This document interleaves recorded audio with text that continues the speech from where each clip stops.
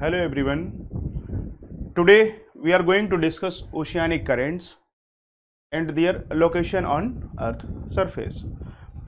This is in continuation of our mapping series of Adharsila, in which I have already discussed various continents, then mountains of the world, then major climatic regions of the world, and in that continuation today I am going to discuss oceanic currents.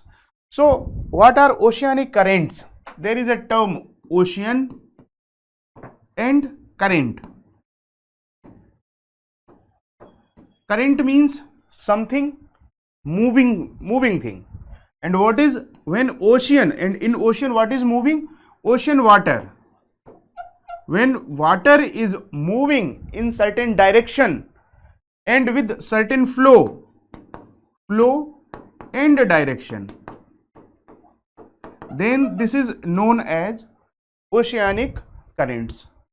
So sometimes you will listen that there are various terms like stream,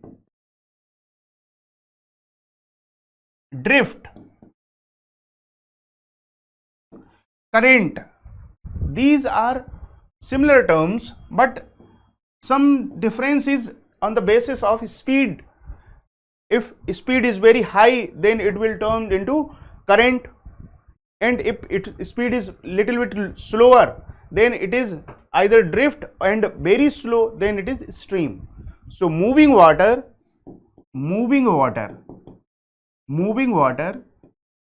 with certain flow and direction is called as oceanic currents. And why this flow is happening, then reason behind the happening of this flow. तो अगर हम देखते हैं कि ये flow हो क्यों रहा है, जैसे अगर हम एयर की देखते हैं, एयर क्लाइमेट फिनोमिना में हमने देखा कि due to temperature the earth surface receive some energy and the air just above this surface it gets heated from this surface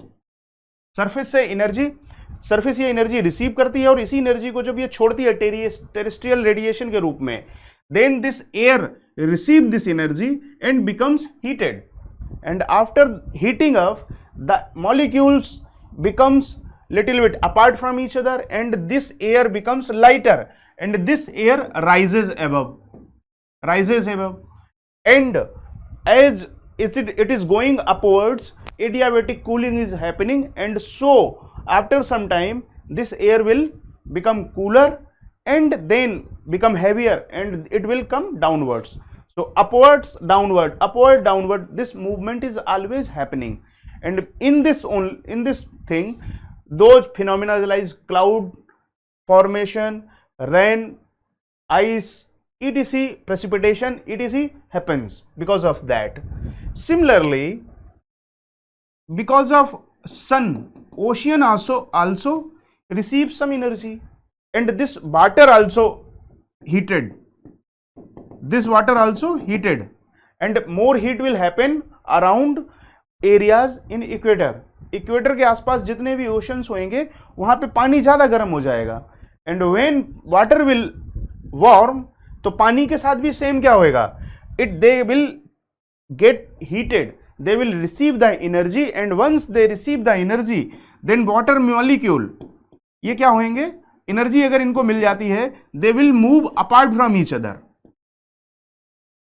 तो जब पानी यहां पे क्या होएगा कि वाटर का सरफेस वॉल्यूम थोड़ा सा ज्यादा हो जाएगा, क्योंकि इक्वेटर में एनर्जी ज्यादा आ रही है, and because this energy the molecules will move little bit apart from each other. तो यही सेम सरफेस जो है, अगर आप इक्वेटर पे देखेंगे थोड़ा सा ज्यादा दिखाई पड़ेगा, same. On the other hand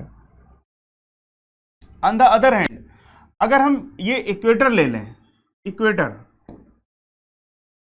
and this is pole पे क्या है, इक्वेटर पे हीट ज्यादा है, and because of this heat water molecules are little bit apart. तो यहां पे ये सरफेस थोड़ी ऊंचाई दिखाई पड़ेगी. On the other hand these poles, they are colder, colder, poles are colder and because of this coolness water जो होएगा ठंडा होता जाएगा and when water becomes colder it will subside downwards, तो पानी क्या होएगा यहां नीचे चला जाएगा। तो एक तरीके से अगर ऐसे देखें मोर उसमें कि suppose this is your equator and this is your pole, तो व्हाट विल हैपन, इक्वेटर पे वाटर की सरफेस थोड़ी सी ज्यादा, बहुत इतना नहीं ज्यादा है कि हो सकता है 1 मीटर 0.50 मीटर इस टाइप से, थोड़ा सा सरफेस ज्यादा है, वॉल्यूम थोड़ा सा ज्यादा हो गया वाटर का, और यहां पे पोल्स पे जो है ये सबसाइड हो गया वाटर, डाउनवर्ड्स आ गया। So a gradients become a pressure gradient kind of और टेम्परेचर ग्रेडियंट ऐसे करके बन जाता है ओशन सरफेस में, because of that this water starts moving in this direction.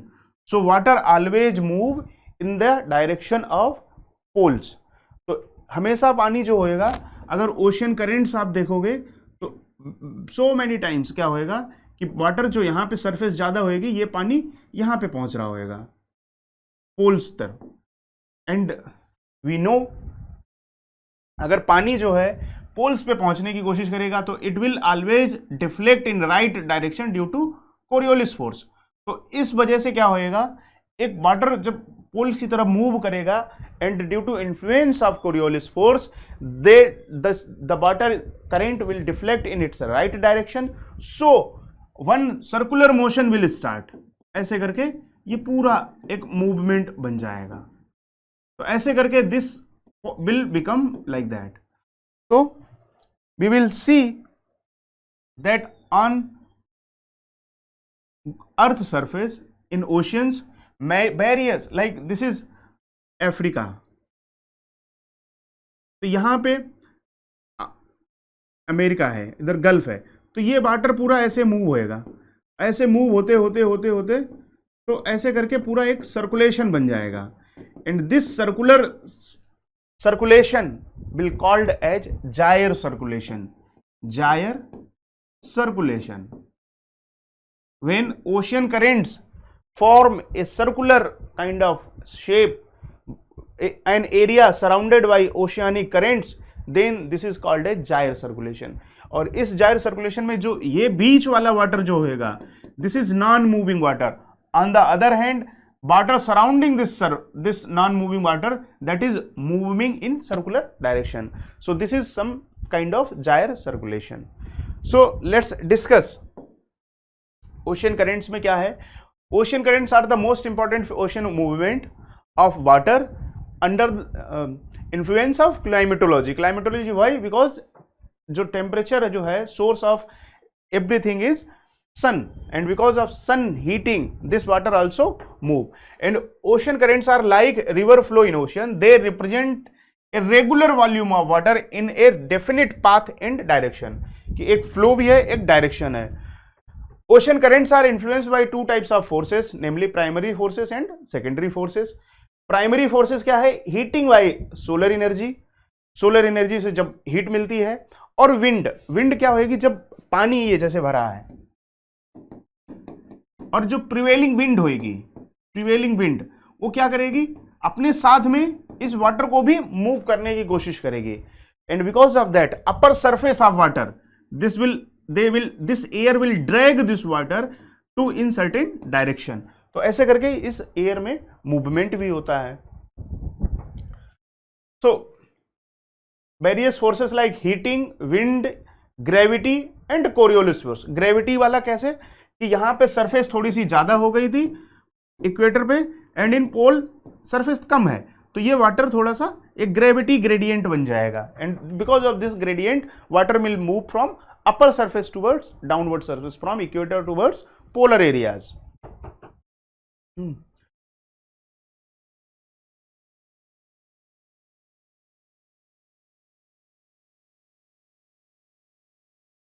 So primary forces में इन्फ्लुएंस ऑफ विंड है, ये है, इन्फ्लुएंस ऑफ ग्रेविटी है, कोरियोलिस फोर्स जो हमने बता दिया कि any body which is moving in north hemisphere, it deflects in the right direction, and any moving body which is in south hemisphere, it deflects in left to its speed direction. So a proper circulation will form like this, gyre circulation will form. So how many types of oceanic currents? Oceanic currents कितने type की होती हैं? There are two types of oceanic currents. One is on the, अब divide करने के basis पे है कि कुछ सरफेस पे होंगी, तो these are surface oceanic currents and some subsurface oceanic currents. ऐसे ही करके फिर एक होती हैं कि on the basis of temperature, कि some are warm currents and some are cold current. कि वार्म करंट जैसे कोई इक्वेटोरियल रीजन से अगर कोई जाती है, सपोज इक्वेटर है, इक्वेटर पे वाटर वार्म है, and from if this warm water move towards colder areas, तो ये वार्म करंट कहलाएगी. एंड सपोज अगर कोई कोल्ड एरिया है, कोई कोल्ड एरिया है यहां पे पोल्स पे, तो ये कोल्ड वाटर अगर मूव करेगा इस साइड में आएगा, इक्वेटर साइड में, then it will become cold current. So there are various cold current and various warm current in our earth surface. और इनका मोशन कैसा होता है? Because this moving water wants to reach here, it will deflect in right direction, right direction, right direction, right direction, right direction. So a circulation will happen. और वो circulation कैसा होएगा?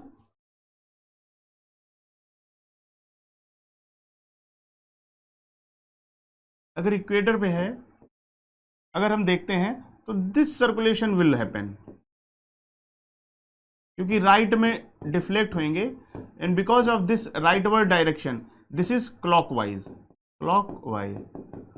On the other hand in north hemisphere, ये south north hemisphere में, इधर south hemisphere में, in south hemisphere water will move to its left direction, left direction, left direction, left direction, left direction, left direction. So this is anti-clockwise. So movement of currents is clockwise in north hemisphere and anti-clockwise in south hemisphere.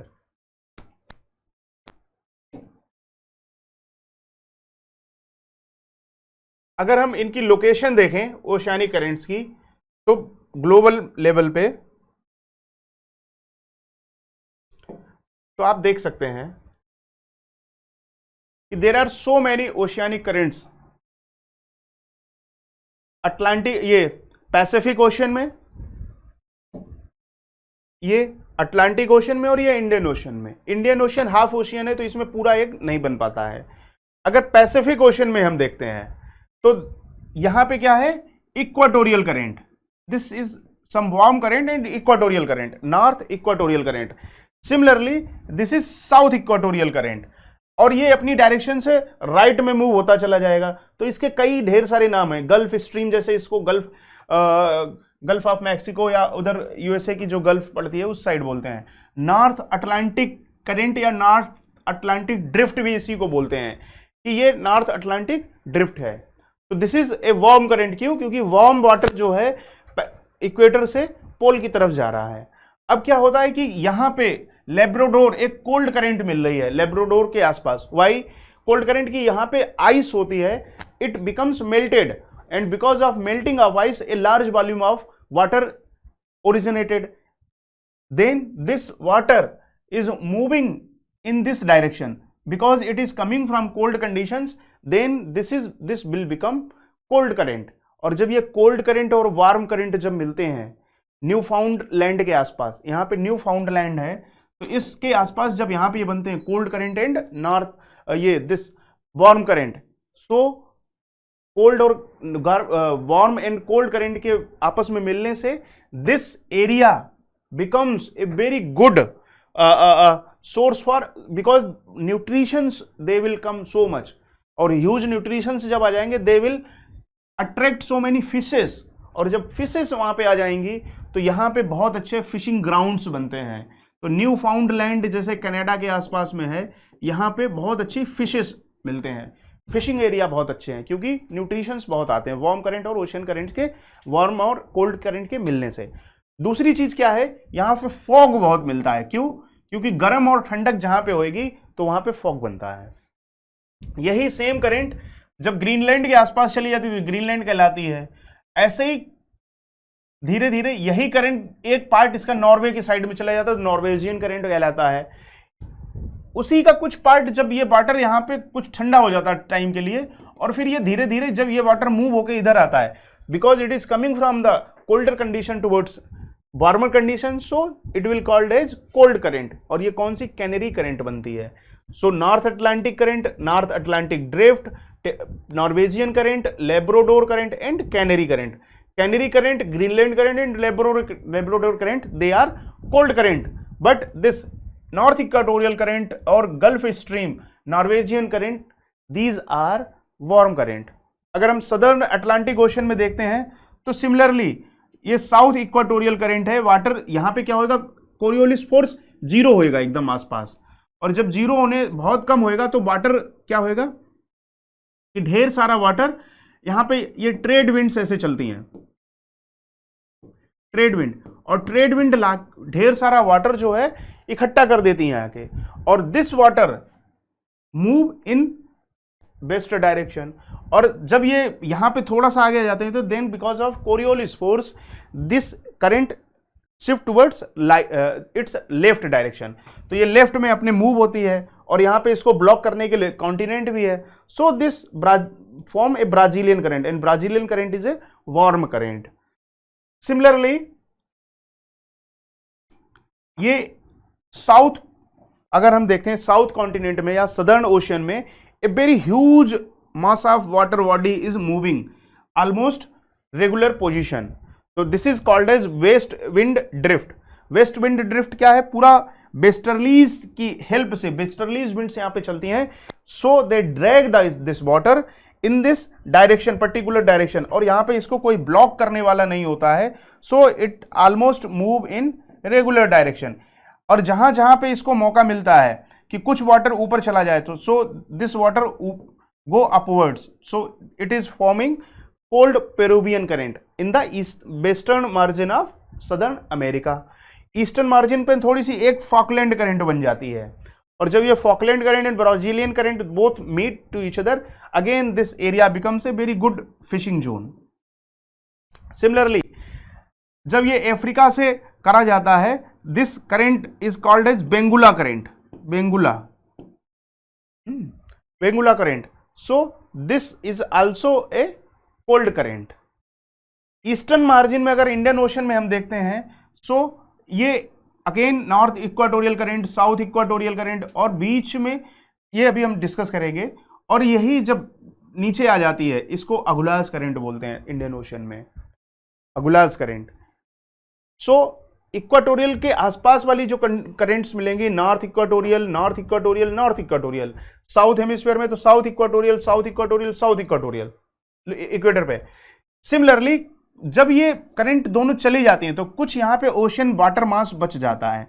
अब ये water mass किधर जाए, तो ये अर्थ के rotation की direction में भी मूव करने लगता है, तो इसको हम बोलते हैं counter equatorial current. Counter equatorial current क्यों? क्योंकि जब नॉर्थ इक्वाटोरियल करंट और south equatorial currents they move some water from each other, then some water remains there and this water moves with the direction of earth rotation. जिस डायरेक्शन में earth की rotation हो रही है, this water also move in that particular direction, so this is called as counter equatorial current. तो equator पे ये सब करंट मिलती हैं। अटलांटिक ओशंस में आपको ये ब्राजीलियन करंट, फॉकलैंड करंट और ये बेंगुला करंट ऐसे करके मिलेंगी। पैसिफिक ओशन में अगर हम ईस्टर्न साइड में देखें तो cold warm equatorial, north equatorial current ऐसे मूव हो रही है। यही जब एशिया कॉन्टिनेंट से टकराता है या उससे ब्लॉक करा जाता है, this move in right direction, और इसी को बोलते हैं कुरुशो करंट अलोंग जापान। और यहीं पे कुछ वाटर जो होता है, ये अटलांटिक वाला, ये कोल्ड होके मेल्ट होके जब नीचे आ जाता है, this is cold current known as Oyashio current, Oyashio current. और ओआशियो करंट और कुरोशियो करंट जब मिलते हैं आपस में, अगेन जापान के आसपास में फिशिंग जोन बनता है बहुत अच्छा।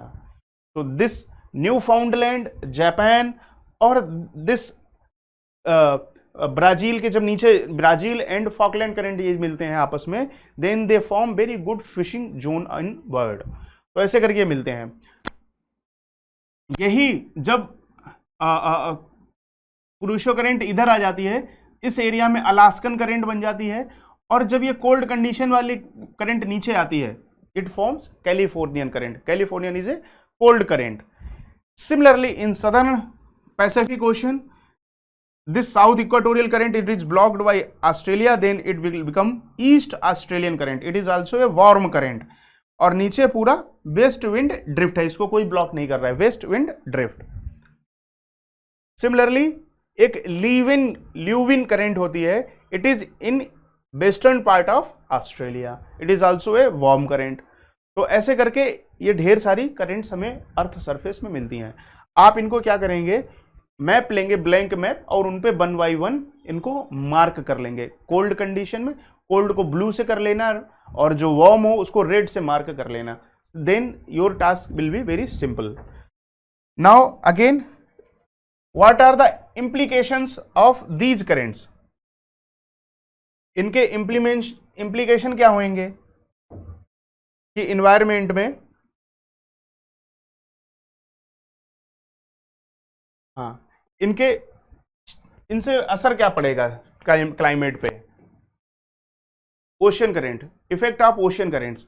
जैसे सबसे पहले था इफेक्ट क्या है कि जैसे वार्म करंट अगर है तो आसपास वाले सराउंडिंग एरिया में, suppose this is a continent और यहां पे वार्म करंट बह रही है,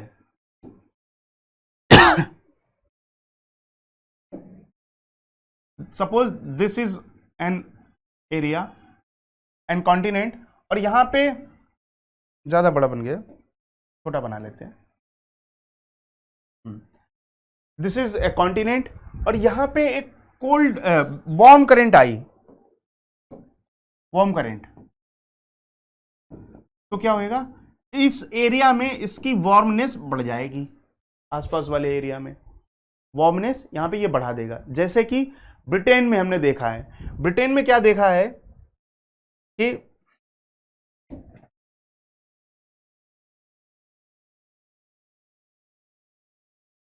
यहां पे ये ब्रिटेन है, ये वाला रीजन। सो यहां पे क्या है,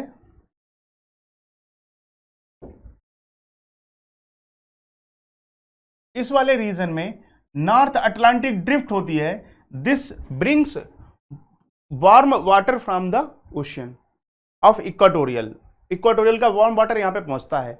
तो सर्दियों में क्या होएगा कि इस रीजन में, इंटायर रीजन में, इस लैटिट्यूड पे यहां पे कोल्ड कंडीशन प्रिवेल करती है, क्योंकि यहां पे कोल्ड लेब्राडोर करंट है, तो वो क्या करेगी, कोल्ड वाटर लाएगी। तो ये हो सकता है कि दिस रीजन बिकम्स फ्रोजन, यहां पे पोर्ट्स जितने हैं वो फ्रोजन हो। On the other hand, because of warm condition brought by north Atlantic drift, Britain is ice free, इसके पोर्ट्स जितने हैं वो सब आइस फ्री हो, तो ट्रेड वगैरह यहां पे होता रहता है। ऐसे ही करके फिशिंग जोन बहुत अच्छे अच्छे बनते हैं। फॉग, जो जहां पे कोल्ड और वार्म करंट मिलते हैं तो वहां पे फिशिंग जोन बहुत अच्छे बनते हैं। यहां पे ये फिशिंग जोन बहुत अच्छे बनेंगे, फिशिंग जोन बहुत अच्छे बनेंगे यहां पे। तो ये कंडीशन एग्जिस्ट करती हैं।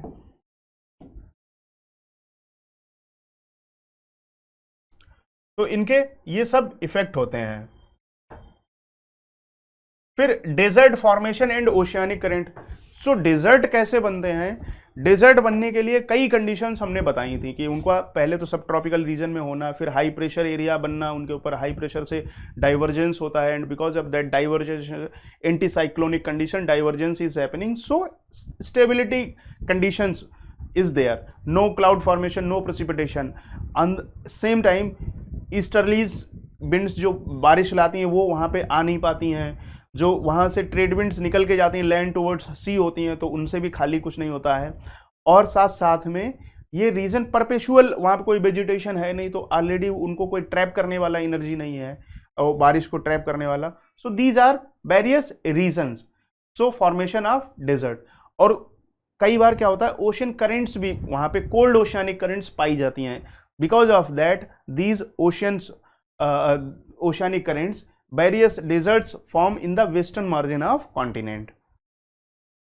जैसे अगर हम देखते हैं यहाँ पे ये वाले फिगर में, तो जितनी ये सब कोल्ड ओशियानिक करेंट्स हैं, Peruvian current that is also a cold current, Benguela current that is also a cold current, West Australian current that is also a cold oceanic currents, ऐसे करके Californian current that is also a cold current, this Canaries current this is also a cold current. तो because of this major desert on earth surface they form. तो जैसे कि ये आप देख रहे हैं, पेरूवियन करंट की वजह से अटाकामा डेजर्ट, जो लोएस्ट रेनफॉल होती है अटाकामा में, वो मिलता है, coldest this driest desert of the world है, और वहां पे पेरूवियन करंट मिलती है। ऐसे ही बेंगुला करंट की वजह से यहाँ पे नामीवी डेजर्ट, कालाहारी डेजर्ट मिलते हैं। सिमिलरली वेस्ट ऑस्ट्रेलियन करंट की वजह से यहाँ पे ग्रेट ऑस्ट्रेलियन डेजर्ट मिलता है। कैनरीज करंट की वजह से थोड़ा इफेक्ट पड़ता है तो सहारा डेजर्ट मिलता है। ऐसे ही कैलिफोर्नियन करंट की वजह से यहाँ पे मोहावी डेजर्ट मिलता है। तो this is one of the reason कि ओशन में डेजर्ट या oceanic currents, how oceanic currents they impact formation of desert system. So today in our topic, in this topic we have covered oceanic currents. In oceanic currents we saw that how oceanic currents forms, like because of gravity, because of temperature gradient, because of salinity gradient, and because of Coriolis force, उनके direction में movement होता है, and because of that a proper gyre system form, and this gyre system कई बार क्या होता है, यहां पे जो वाटर जो होता है मूव करता है आसपास, और दिस इज स्टैंडिंग वाटर, और यहां पे जब स्टैंडिंग वाटर हो जाता है तो कई बार यहां पे वाटर इकट्ठा हो जाता है, और यहां पे जब वाटर इकट्ठा हो जाएगा, न्यूट्रिशंस यहां पे अगर मिल जाते हैं तो यहां पे एल्गल ब्लूम होता है, एल्गाई जो होता है वो ढेर सारा बन जाने लगता है। तो इस ढेर सारा एल्गाई बनने से यहाँ पे बोलते हैं एल्गल ब्लूम, और because of this algal bloom यहाँ पे क्या होएगा, कई बार ये इसका colour red tide, blue tide या ऐसे टर्म्स आते हैं। What is red tide, blue tide, कि जो एल्गाई यहाँ पे बनता है उसका कलर कैसा है, उसके कलर के बेसिस पे ये सब बन जाते हैं। दूसरा और चीज क्या होती है कि जितना भी ओशन में पोल्यूशन होता है, अगर ये ओशन करंट के फ्लो में आ जाए तब तो इधर उधर फैल जाएगा जाके, और हो सकता है कि किनारों पे पहुंच जाए। But the ocean pollution, oil spilling which is inside this gyre के अंदर है, तो वो क्या होएगा, वो कहीं मूव नहीं हो पाता है, और जब मूव नहीं हो पाता है तो यहीं पे पड़ा रहता है, और यहीं पे पड़े रहने से क्या होता है, कई बार इट इज स्टैंडिंग, और ये major pollution area, oceanic pollution area भी बनते हैं। So this is all about oceanic currents. In next topic I will cover Indian geography. I will start Indian geography and various other topics. Okay.